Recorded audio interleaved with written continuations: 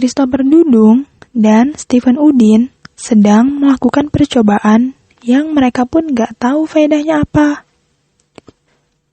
Dudung nyiapin segelas air putih, sedangkan Udin bertugas menyelupkan sendok ke dalam gelas tersebut.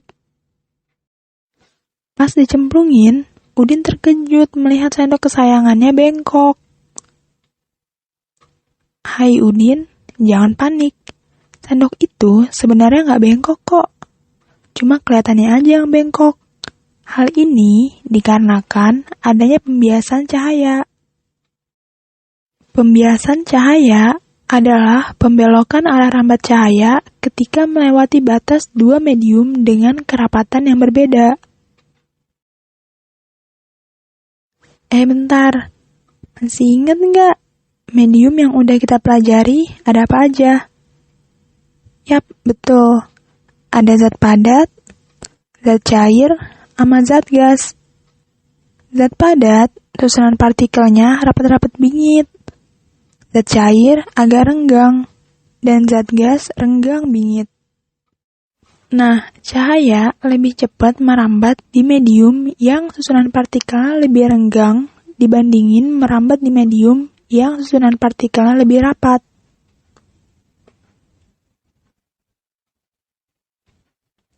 Bayangin kamu adalah cahaya. Lebih cepat mana pas kamu lari-larian di pasar yang banyak orang dibandingin dengan kamu lari-larian di stadion? Udah pasti di stadion lebih cepat kan? Soalnya orangnya nggak sepadat di pasar. Kecepatan cahaya akan meningkat ketika memasuki medium yang lebih renggang. Sebaliknya, kecepatan cahaya akan menurun ketika memasuki medium yang lebih rapat. Perubahan kecepatan itu menimbulkan efek pembiasan. Misalnya, sendok kesayangan Udin yang terlihat bengkok ketika dimasukkan ke dalam gelas berisi air. Hal ini disebabkan cahaya melewati batas antara udara dengan air. Partikel-partikel air lebih rapat dibandingkan udara, sehingga kecepatan cahaya akan menurun ketika memasuki air. Perubahan kecepatan cahaya ini membuat efek pembiasan sehingga sendok Udin terlihat bengkok. Nelius mengemukakan hukum pembiasan cahaya, yaitu sinar datang, garis normal, dan sinar bias terletak pada satu bidang datar. Sinar datang dari medium yang kurang rapat ke medium yang lebih rapat akan dibiaskan mendekati garis normal. Contohnya, ada dua medium yang punya kerapatan berbeda, yaitu udara dan air. Kerapatan udara kan lebih renggang dibandingin air. Jadi, pas sinar datang dari udara menuju air, sinar akan dibiaskan mendekati garis normal. Nah, kelihatan nih, kalau sudut bias R lebih kecil dibandingin sudut datang I. Sudut datang itu sudut yang diapit antara sinar datang nih yang oranye sama garis normal yang hitam. Misalnya di sini sudut datangnya itu 45 derajat. Nah, kalau sudut bias itu sudut yang diapit antara sinar bias yang biru sama garis normal yang hitam. Misalnya sudut biasnya 30 derajat. Nah, jadi lebih kecil kan sudut biasnya? Ya nggak? 45 sampai 30 lebih kecil 30 kan? Sebaliknya, sinar datang dari medium yang lebih rapat ke medium yang kurang rapat akan dibiaskan menjauhi garis normal. Contohnya, ketika sinar datang dari air menuju udara, sinar akan dibiaskan menjauhi garis normal. Nah, kelihatan nih, kalau sudut bias R lebih besar dibandingin sudut datang I. Misalnya, sudut datangnya itu 45 derajat. Nah, terus sudut biasnya 60 derajat. 45 sama 60 lebih gede 60 kan? Jika sinar datang tegak lurus dengan bidang batas kedua medium, maka sinar tidak akan dibiaskan atau dibelokkan. Akan tetapi, sinar akan diteruskan. Gimana? Sekarang udah paham kan bagaimana hukum pembiasan cahaya? Sekarang kita balik lagi ke Dudung dan Udin.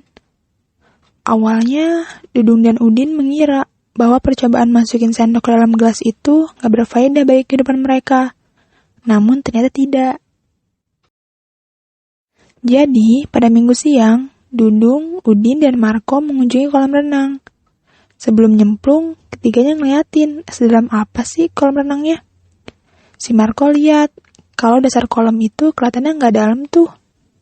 Melihat itu, Dudung dan Udin udah paham betul nih. Tapi sebelum Dudung dan Udin ngasih tahu Marco keburu nyemplung duluan dan akhirnya kelelep. Dudung dan Udin sama-sama udah tahu kalau dasar kolam itu kelihatan dangkal karena gara-gara efek pembiasan cahaya. Masih ingat nggak kalau air yang jernih itu termasuk benda bening? Sehingga air yang jernih itu bisa meneruskan hampir seluruh cahaya yang mengenainya. Misalnya, pada siang hari, cahaya matahari diteruskan oleh air sampai mengenai dasar kolam. Ketika mengenai dasar kolam, maka cahaya akan dipantulkan. Nah, cahaya yang dipantulkan inilah sebagai sinar datang. Sinar datang 1 dan sinar datang 2 dipantulkan dari dasar kolam menuju ke permukaan air. Kita gambar dulu nih garis normalnya yang tegak lurus sama dasar kolam. Karena sinar ada 2, kita gambarin garis normalnya juga 2. N1 buat sinar 1, N2 buat sinar 2. Ketika melewati batas antara permukaan air dan udara, kedua sinar datang tersebut akan dibiaskan menjauhi garis normal. Hal ini karena air lebih rapat dibandingkan udara. Ternyata sinar bias 1 dan sinar bias 2 nggak berpotongan. Maka kita bikin nih perpanjangan sinar biasnya. Yang pertama perpanjangan sinar bias 1. Terus perpanjangan sinar bias 2. Nah, ketemu nih titik potongnya. Nah, titik potong inilah yang membuat bayangan semu dasar kolam alias bayangan tipu-tipu.